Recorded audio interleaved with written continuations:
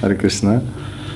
So I came to Krishna consciousness in 1980. Before that time, when I was 25, in 1975, then I went to India for 6 weeks during the holidays because I was a teacher, and I went with an old school friend to all over India to different places. And India was a real cultural shock for me.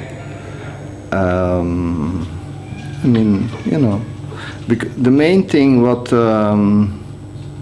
I could see is that people were very poor, but they were more happy than I was.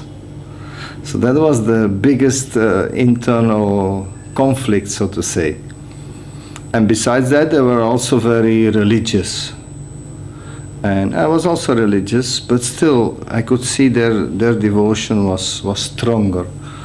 So with that dilemma, I went back to Belgium, and I thought about it, and then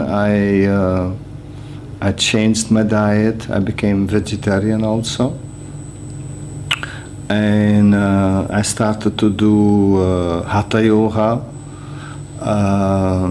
and then I took a leave of absence from my job, because I could do that and take a leave of absence for up to 2 years, and then I could still go back to my job. So that was a facility as teacher which you got. So then I went to Amsterdam to understand more about macrobiotics and yin and yang philosophy, and I met also the Rajneesh there. So I was really searching. I was also regularly reading the Bible because I had a Christian background. So I was really researching. And I stopped smoking, and I wanted to live a better life. So then in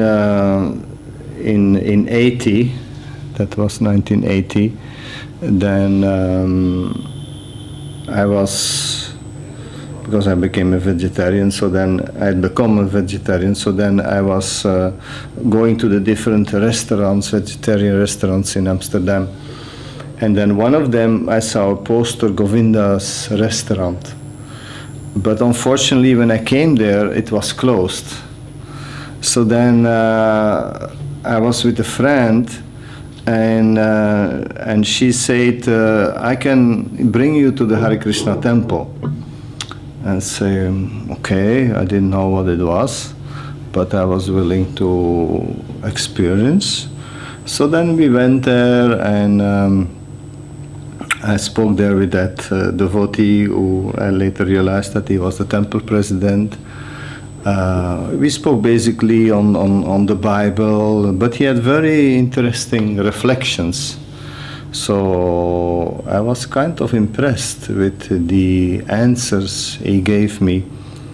And he said, why don't you come on Sunday? On Sunday then we have the Sunday feast, and this Sunday our spiritual master Bhagavan is coming at that time. So I came back for the Sunday feast and went to the lecture and even asked a question in the lecture. It was very busy, it was very crowded, and then after the lecture was nice prasadam. And then a devotee came to me and said, so, how do you like it? I said, oh, it's nice. And so he said, since, while talking, he understood that I was from Belgium. Since tomorrow we go and open a new temple in Belgium, Radodesh, why don't you come with us? And, since you're from Belgium, you can I invite you to come and stay there for some time. So I said, yeah, but I'm living here, I have my things there. He said, no problem. He says, we go by car, we pick up everything, and, no problem, he says. So I was thinking, saying, okay.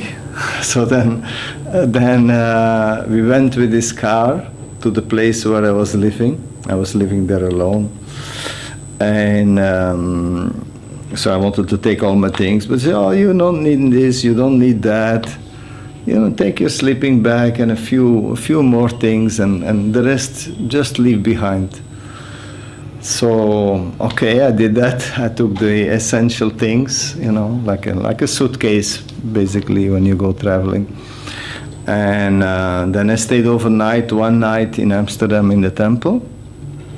And the next day, we